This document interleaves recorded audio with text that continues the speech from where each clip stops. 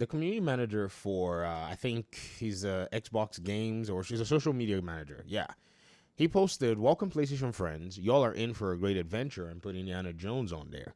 The comments are very interesting. This person already kind of jumped in there and says, "When I look at the comments again, I hope you had extra cheese today." And it's very interesting the amount of potential, or I don't know how to put it, people who desire, like, this console warring. Like this person says, "When can Xbox friends play Spider-Man, Stellar Blade, Helldivers 2, and how about Wukong, which is supposed to release August last year? When everybody plays, we all win. Happy others get to experience Indiana Peak, but sometimes it's best not to tweet, bro. Marketing 101." Now, this Jabba Altara person, I don't know what they do, but it's very funny because the replies are very funny. People say you're upset over toys, and they said Xbox players who own a PC, or get yourself a PlayStation. Now, here's the problem that a lot of these folk are, facing right now. I think it's an existential crisis. Many of them have identified themselves with Xbox consoles, and many of them don't realize that there's a statement that Phil Spencer made a while ago. He said, when you look at the gaming landscape, there are two ways to actually go ahead and carry out your business. The way number one is to go ahead and continue to upcharge your existing customers, or two, go out there and find new customers. You can already see it in play with PlayStation and Nintendo. PlayStation and Nintendo are raising their prices. In fact, the one that's funny is PlayStation, because nothing really has changed or advanced or has been added in terms of value. In fact, PlayStation fans are so mad at the poor value, some of them anyways, that come on the VG5 School channel, that they have to actually insult me. One of them called me a fool for opening two tabs to talk about value. That's literally how upset the pent-up frustration is. They're getting their prices hiked on a subscription. They're getting their prices hiked on games that they've bought before, being resold again to them. They're going to also get their prices hiked on hardware 5 years into the generation. At the end of the day, you can see that this is the business model that they're going for. In the case of Xbox, Xbox has simply basically been able to keep its prices sensible now that it's approaching the market from the perspective of finding new customers out there. Some people think that they're traders. Like this person here, Mr. Chris Steele says, "Traitorous Xbox gives them stinking ponies our games." Fuming nose. Look at this. This is like an elementary school classroom where, some people don't want other kids to be able to go ahead and have fun like they are. This person said, "The Xbox platform is fading away one PS5 port at a time. Whoever is making these decisions in Redmond is an absolute moron." Very interesting. If you could make better decisions, I'm sure we would not all be here talking about this. Then there's another comment that I actually did go ahead and highlight. I thought it was very interesting. This person said that this is the reason why why Xbox can't sell any consoles, because of, them porting their games. The crazy thing is, this is still a lie. You know what I mean? Like, when something is a lie that you can't, this is the comment right here. Evil MC. This person is, I think, an Xbox aficionado that is somewhat burned. I've seen their comments all over the place.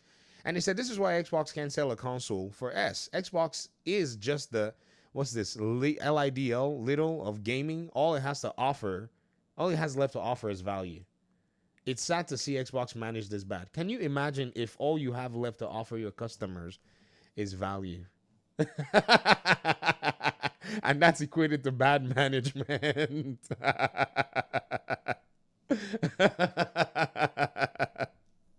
I cannot believe it. See, Xbox fanboys and PlayStation fanboys, you are all cut out of the same cloth.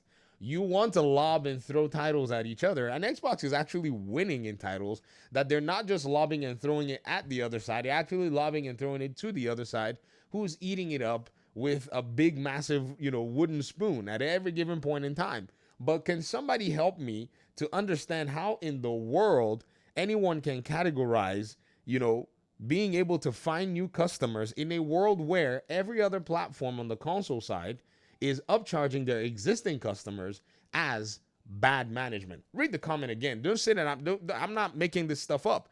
This is why Xbox can't sell a console. Xbox is just a little of gaming. All it has left to offer is value.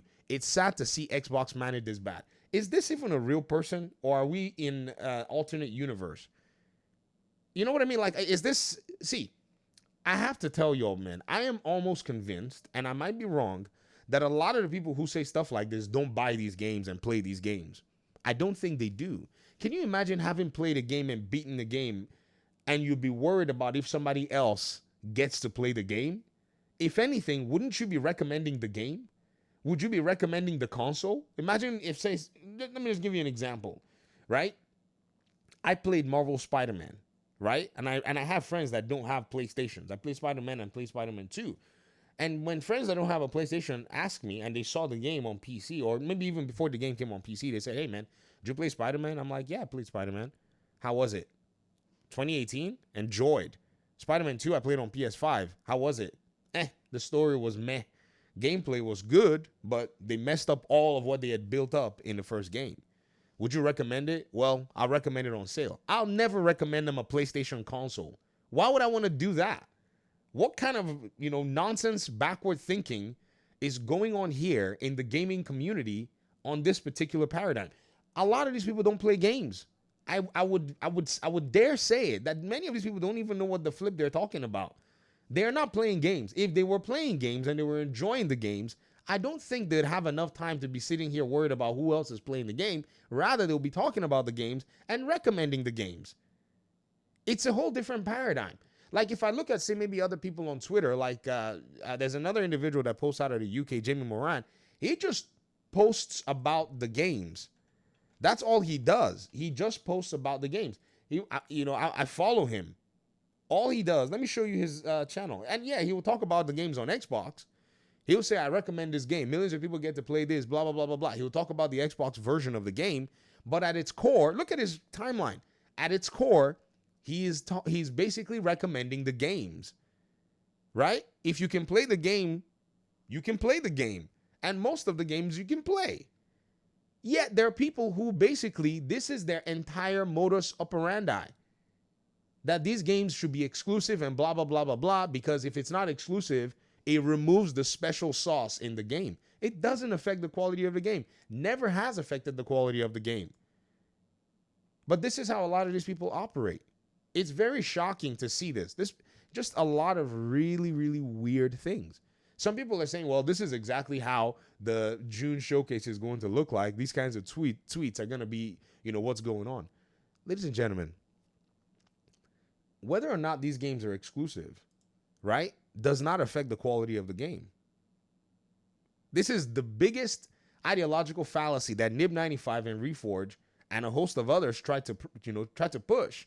But then games in the third-party realm, like Elden Ring, Hogwarts Legacy, Space Marine, and a series of others, because third-party games just do better than these first-party games in many cases anyways, have proven otherwise. So all this nonsense talk, it needs to end. And these fanboys, y'all need to grow up, man. Someone is saying, thank God I switched to PC. Good. Come to PC, I've been telling y'all. Because PC, see, this is funny, though, that somebody would say this. This is stupid. This person, marketing strategy.